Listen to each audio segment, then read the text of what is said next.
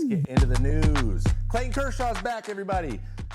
He allowed 5 runs in a season debut in a 10-9 or 11-9 loss to the Angels as they were swept. Clayton Kershaw lasted 4 innings Saturday night, allowing 5 runs, 5 hits against the Angels, walked 3, struck out 2, and threw 48 of 83 pitches for strikes. It's always good to see him back. I just want to put that out there first and foremost. Though it was not the best outing of his life, you know, the guy's thrown a lot. He's an older guy. Like, just give him some time. He'll figure it out a little bit.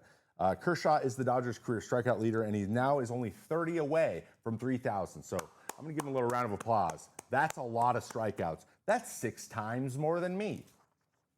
But I was a reliever. I couldn't have caught him. He's so good. He's one of the greatest pitchers of our generation. Here's a quote from him after that. Obviously, I wanted to pitch better. I need to pitch better going forward, he said. The problem tonight was command. I had really bad command tonight, so I think I can fix that, which is good. So, bad command. Command's something he is known for and he is used to being better at. So, I have faith in this gentleman. All right, next up. Jake DeGrom is back. 8 strong innings. Struck out 7 over 8 strong innings.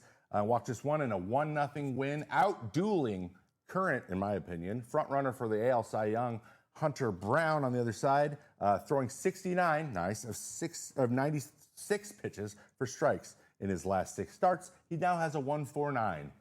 Surprise! Jacob DeGrom's nasty as I'll get out. Always good to see Jake back on the mound, throwing cheddar biscuits. He's throwing like 96 to 98. Take a step back a little bit, and maybe, just maybe, we could see something impressive out of the guy this year. We all know that the Rangers need him.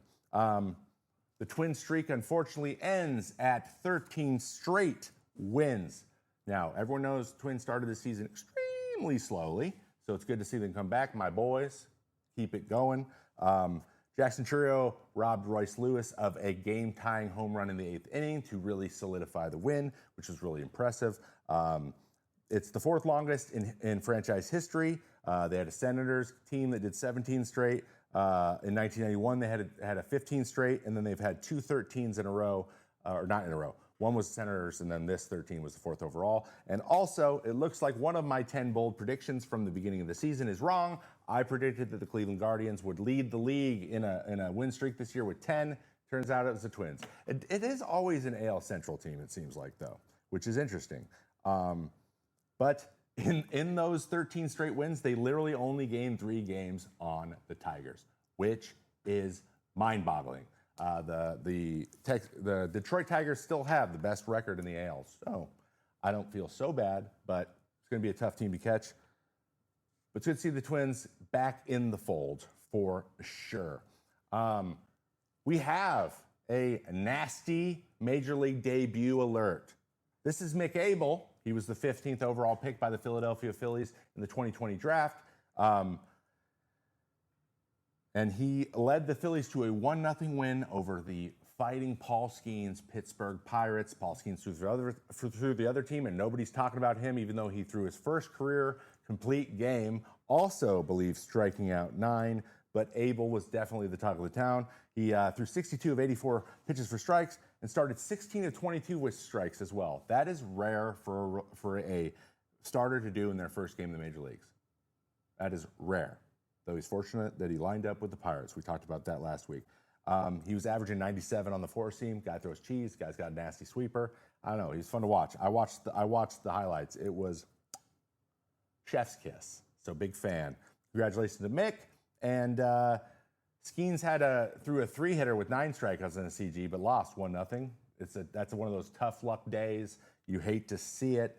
But he's at a 2.44 on the season, making a case for the Cy Young, as everyone thought he would.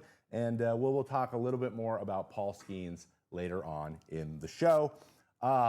Subway Series, Juan Soto goes back to the Bronx, goes 1 for 10. Generally struggles and generally gets booed every moment his face is shown on the field, to the point where the bleacher creatures actually turned their backs when he ran out there, which I don't know. That's hard. That hurts. I wouldn't like that. Ooh, wouldn't like that at all. Cody Bellinger capped off the Sunday game in an 8-2 win for the Yankees, taking the two of the 3 games from the Mets in the Subway Series. And Max Fried threw really, really well. 6 effective innings as the Yankees took 2 of 3, like I just mentioned. And Soto did not come to play really, and he absolutely gets buckled on a couple breaking balls, which I'm sure will show up in the nastiest pitches of the week in hour 2. If they don't, you guys are not on top of this. You gotta figure it out. All right, a couple more quick things. Jose Alvarado has been suspended by 80 games for MLB for taking a weight loss drug in the offseason in order to shed a few pounds. He was their closer. He has been throwing pretty good. And now the Phillies are left with Jordan Morano and Ryan Kettering as their 2 options to close games. Both nasty, but they're not feeling as solid about that bullpen moving forward. Alvarado is only eligible to come back on August 16th and cannot pitch in the playoffs. So huge blow to the Phillies. You hate to see it. It's one of those things. This was something that we were told all the time, especially coming up through the minors. Don't go to GNC and take hydroxycut. It's the same type of thing. It has a similar active ingredient. Just don't do it. Unfortunately, sometimes guys just they feel like they have no other options to go for it. It doesn't have the effects of like bulking you up. It's supposed to do the opposite thing. So I'll put it out there. But he has the 7 saves for the Phillies, and now they are relegated to the other 2. And last thing on our list, Brandon Hyde is officially out as the Orioles manager after starting the season 15-30. What? That team is way too good to be that bad. They just are. Do I think it's all Brandon Hyde's fault? No. I think it's lack of doing anything in the offseason. I don't know if I've mentioned that ever here, but that's always what it is. So, again, we talked about it with Derek Shelton. We talked about it with Bud Black. They are the bottom of the totem pole when it comes to a front office.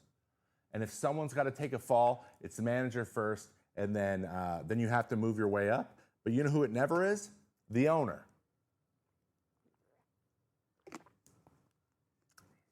So, it is what it is, but I hope Brandon Hyde the best. He had a lot of success there, and the Orioles are in trouble. They are now 11 games back in the AL East, only a month and a half into the season.